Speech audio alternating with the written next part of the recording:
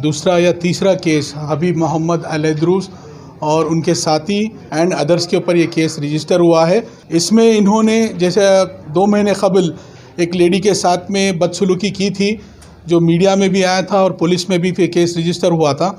ये दूसरा या तीसरा केस अभी रजिस्टर हुआ है और इस केस में एक नॉन मुस्लिम लेडी के ऊपर फिर से अत्याचार करे, उन्होंने फिर से लेडी को इलाज करते बोल के धोखा दिए और उनकी आउटरेज ऑफ मॉडेस्टी करे।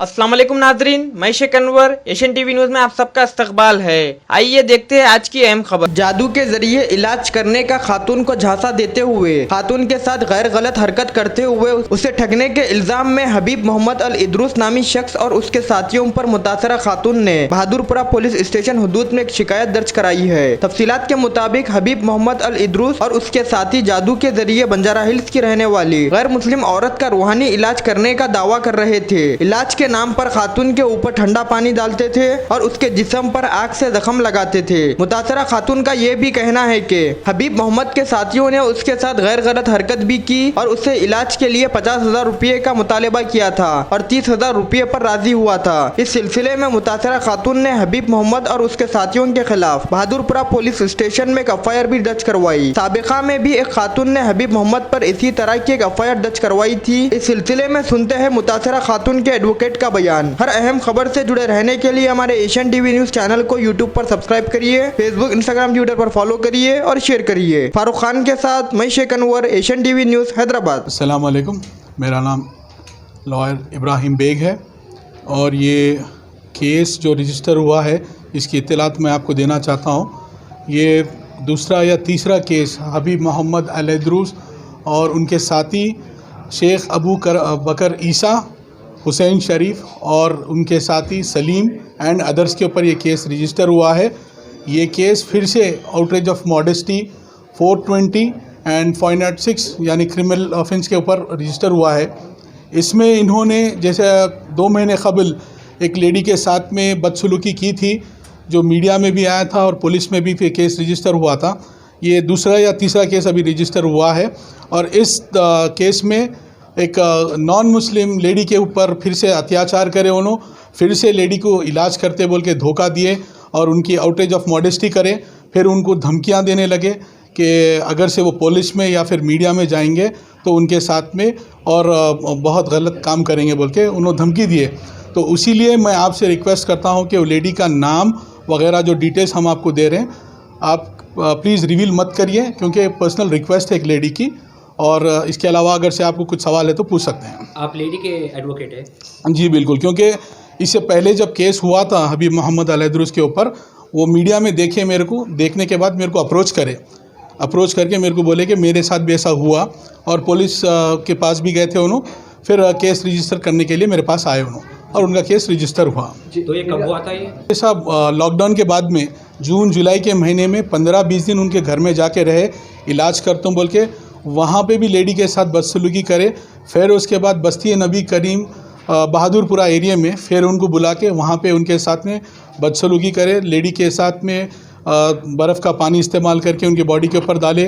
फिर उसके बाद में उनसे पैसे लिए, फिर उनको धमकियाँ देना शुरू करे उन्होंने। जी, इनको जो ऑफेंस करने का रहता है वो कहाँ पे प्लेस कौन सा रहता है? उनके अपने मकान पे रहता है या फिर विक्टिम के घर पे करते हैं? वो कहाँ पे रहता है? ये देखिए उनका मोडस ऑफ ऑपरेंडी ऐसी है, अगर से जहाँ कहीं भी उनको मिला मौका या अगर से किसी घर पे भी जाके उन लोगों को बेवकूफ़ बनाते कि मैं इलाज करता हूँ बोल के, वो एक करते, या फिर अपने को बस्ती नबी करीम स्ट्रीट नंबर 6 पे उन्होंने एक मकान किराए पे लिए थे और वहाँ पे लोगों को बुला के ये सब काम कर रहे थे उन्होंने। इतने महीने गुजर जाने के बाद लेडी ने अभी क्यों कंप्लेन करने का सोचा? हाँ, उनको कांस्टेंट उन्होंने लेडी के साथ कांटेक्ट में थे, उनको बार बार धमकी दे रहे थे कि ये पुलिस में नहीं जाना और उनको उसी तरह मैनेज कर रहे थे उन्होंने पुलिस में नहीं जाने से। लेकिन लेडी और उनकी फैमिली वाले बदजन हो गए थे उनके धमकियों से। आखिर में उन्होंने मेरे को कांटेक्ट करके बाद में उन्होंने मेरे से उनको भरोसा हुआ कि मैं कुछ कार्रवाई करूंगा, क्योंकि मैं भी एक विक्टिम था उनका, हबीब मोहम्मद का। उसके लिए मैं उनको भरोसा दिलाया कि मैं कार्रवाई करूंगा उसके ऊपर। जी, उनकी मॉडल्स ऑफ ऑपरेंडी क्या रहती है? क्या बोल के विक्टिम्स को जो अपने उसमें वो ज़्यादातर जो बिन बिहाई लड़कियां रहती या फिर लेडीज़ रहते, उनके प्रॉब्लम सॉल्व कर तो मैं बोल के क्या करते हैं, उनको अपने घर पे बुलाते। जो किराए पे मकान लिए थे बहादुरपुर में, वहाँ बुला के उनको क्या करते, आपके ऊपर शैतान है या फिर आपको कुछ जादू हो गया, काला ब्लैक मैजिक हो गया बोल के उनको कमरे में बुला के उनके ऊपर पानी डालते, बर्फ़ के सिल। जब उनका अरेस्ट हुआ था फर्स्ट टाइम, जब पुलिस पकड़ी थी, बर्फ़ के सिल और एक लड़का जंजीरों में पकड़ा गया था उनके पास, यानी वो टाइम पे भी प्रैक्टिस कर रहे थे। पहले भी आप प्रेस कॉन्फ्रेंस करे थे जी, उसमें सुडानी का क्या हुआ? देखिए आज तक सुडानी का हमारे को भी इल्म नहीं है कि सुडानी कहाँ गायब हो गया।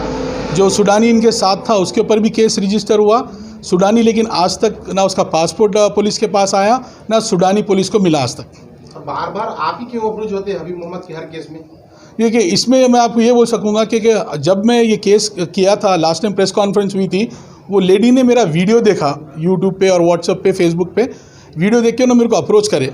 ऑलमोस्ट 1 महीना हो गया, उन्होंने गए थे पुलिस वगैरह में, नवंबर के महीने से उन्होंने फॉलोअप कर रहे थे केस के ऊपर, लेकिन नहीं होने की सूरत में उन्होंने मेरे को कांटेक्ट करने के बाद में उनका केस रजिस्टर हुआ परसों बहादुरपुरा पीएस में। इससे पहले जो केस हुआ था बहादुरपुरा पुलिस लिमिट्स में ही हुआ था। कहना चाहूँगा, मेरी लोगों से अपील है कि क्योंकि हमारे पास ये भी इत्तलात मिले कि बहुत सारे लोगों के पास उन्होंने पैसे हड़प लिए, ज़मीन दिलाता हूँ, घर दिलाता हूँ, ऐसा करके पैसे बहुत सारे हड़प लिए। 420 के बहुत सारे केसेस उनके सामने आ रहे, मोलेस्टेशन के भी बहुत सारे केसेस सामने आ रहे। तो मैं आप सबको पब्लिक को अपील करूँगा हैदराबाद की कि खुद उनसे राब्ते में मत आइए, उनसे कांटेक्ट मत करिए। सर ये आपका कुछ पर्सनल रिवील तो नहीं है ना? अगर से मेरा पर्सनल होता तो फिर मैं यहाँ नहीं होता, मैं पुलिस स्टेशन में ही होता उनके साथ में। अरेस्टिंग हुई साहब? नहीं, अरेस्ट अब तक नहीं हुआ। सैटरडे के दिन FIR रजिस्टर हुआ, लेकिन अब तक तो उनका कोई अरेस्ट नहीं हुआ। सर ये जो अक्यूज है वो कौन है, उसके बारे में? ये एक नॉन मुस्लिम लेडी और उनकी फैमिली है। अक्यूज ये हबीब मोहम्मद अलैदरूस है और उनके जितने भी फ्रेंड्स हैं, 4 या 5 फ्रेंड्स हैं, ये हुसैन शरीफ है, सलीम है, मुश्तबा है और शेख अबू बकर ईसा बोल के उनके सुडानी साथी है जो लापता है। बोला अभी तक आउटरेज ऑफ मॉडेस्टी, लेडीज़ के ऊपर हाथ डालना, उनके प्राइवेट पार्ट्स के ऊपर हाथ डालना, ये सब गलत है। इसे आउटरेज ऑफ मॉडेस्टी 354 कहते हैं। ये केस इसके ऊपर रजिस्टर हुआ 420 पे हुआ, क्योंकि पैसे लिए थे उन्होंने लेडीज़ से, 30,000 रुपये लिए हैं कैश में, और उसके बाद में लेडीज़ को धमकी दी उन्होंने जान से मारने की। कितने आदमी के ऊपर केस बुक हुआ है? 5 लोगों के ऊपर एंड अदर्स के ऊपर, उनके साथियों के ऊपर बुक हुआ अब तक। पहले मैं हमारे ऑनरेबल कमिश्नर साहब से, होम मिनिस्टर साहब से ये अपील करता हूं कि हबीब मोहम्मद अलैदरूस और उनके साथियों पर PD एक्ट लगाया जाए, ताकि ऐसे फ्यूचर में और केसेस ना हो, क्योंकि अभी तक भी वो पुलिस के हाथ में नहीं आए, भाग रहे हैं पुलिस से, और पुलिस से रिक्वेस्ट करूंगा जल्द से जल्द उनका अरेस्ट किया जाए।